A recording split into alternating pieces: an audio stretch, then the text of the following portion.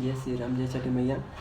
और सबके पता है कि अभी 6 तारीख और 11 तारीख का पहला चरण और दूसरा चरण के चुनाव है, जैमें आज से 2 हफ्ता पहले तेजस्वी जी अपन एक प्रेस कॉन्फ्रेंस केने रहथिन और वही दावा केने रहथिन कि बिहार के हर एक घर में एक सरकारी नौकरी दिल जेतै। तो वही में हमरा किछु डाउट भेल, जै हिसाब से अपन बिहार के परिस्थिति छियै, जै हिसाब से बिहार के शिक्षा व्यवस्था छियै, वही हिसाब से हर एक सरकारी नौकरी के लिए अपन अपन एक शिक्षा व्यवस्था रही है, क्वालिफिकेशन रही है, मतलब कई हिसाब से कौन व्यक्ति के वो दिल जेतै।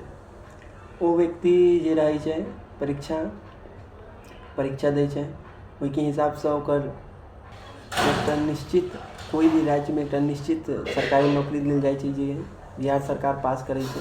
एते एहि साल में एते नौकरी बहाल हेतै, एते नौकरी ई कैटेगरी के लोग भर सकैए। ओहिमे तेजस्वी जी कहि रहल छथि कि हर एक घर में हर एक व्यक्ति के मतलब एक सरकारी नौकरी दिल जेतै। तो वही के संदर्भ में हम ChatGPT पर रिसर्च मारलहुँ कि ये बात सच है कि झूठ भऽ सकैए कि नहीं भऽ सकैए। हमरा हिसाब से तो नहीं भऽ सकैए, लेकिन हम एक बार देखलहुँ कि ChatGPT की कहैए। अहाँ सबके देखाबऽ चाहै छी ChatGPT के, जाहिमे हम डाललिए तो ChatGPT हमरा जे आंसर देलक, जाहिमे तेजस्वी जी कहि रहल छथिन तेजस्वी जी कहि रहल छथि कि जे घर में सरकारी नौकरी नहीं छै, जे परिवार में, ओहि परिवार में 20 दिन के अंदर अधिनियम लॉ लायल जेतै और 20 महीना के अंदर ओहि अधिनियम के माध्यम से हर घर में एक सरकारी नौकरी दिल जेतै। ठीक छै। और वो इहो दावा कर रहल छथि कि उनका पास डेटा छै कि कौन घर में सरकारी नौकरी छै, कौन घर में सरकारी नौकरी नहीं छै। ठीक छै, पहला चीज से। दोसर चीज, कितने नौकरी के संख्या छै, ओहि में कितने बजट छै, बजट के समस्या की छै, वो जे छै लगभग बिहार के जे जनसंख्या छै ओहिमे 2 करोड़ 80 लाख परिवार रहे छै। ठीक है, ओहिमे हर एक परिवार में से एक नौकरी दिल जेतै। एहिमे नौकरी के संख्या कितने छै बिहार में और ओकर बजट की रहतै। ठीक है, एहिमे कहली ChatGPT कहि रहल छै कि 2 करोड़ 80 लाख परिवार रहे छै बिहार में। ठीक है, ओहिमे हर एक परिवार में से एक नौकरी अगर देवऽ के रहतै तो बहुत बड़ी संख्या में जे छै नौकरी के व्यवस्था करऽ के रहतै। ओहि के बाद केंद्र में जे बैसल छथि नेता सब से की कहि रहल छथि,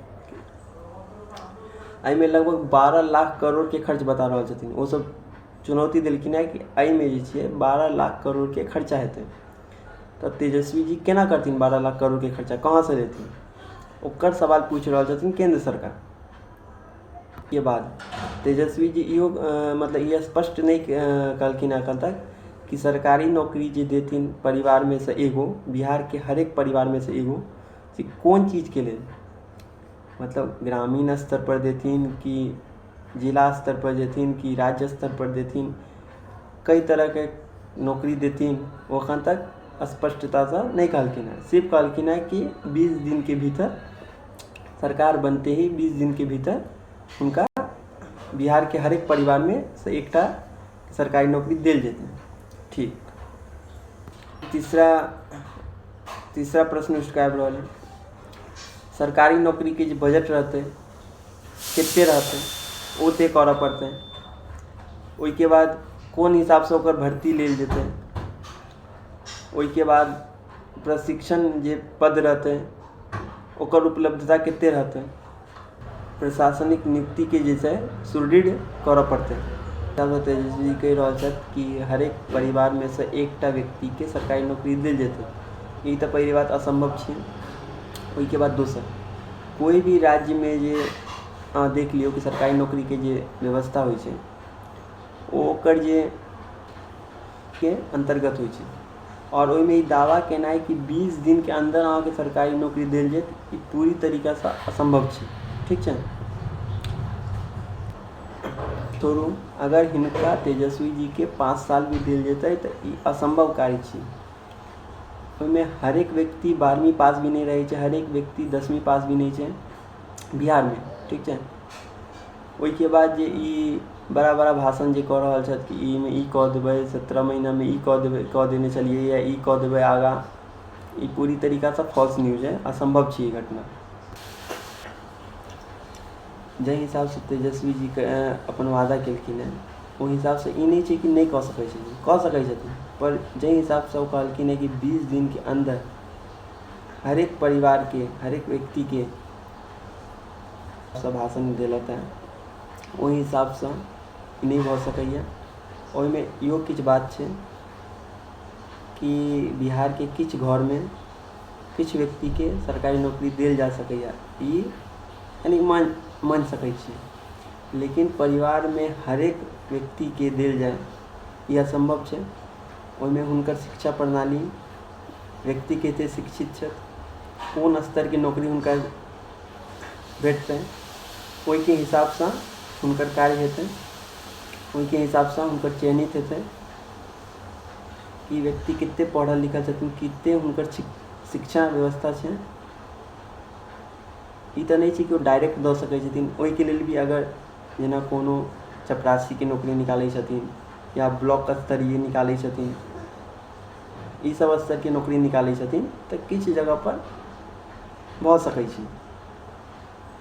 लेकिन अगर उच्च स्तर के नौकरी अगर निकालै छथिन जेना पुलिस बहाली, ओहिमे कनी दिक्कत हेतै।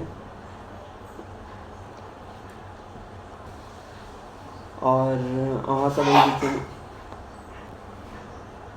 एहि विषय में की सोचि रहल छियै, ई भऽ सकै छै कि नहीं भऽ सकै छै, कमेंट के माध्यम से बतेबै। जय श्री राम, जय छठी मैया, जय मिथिला बिहार, जय जानकी।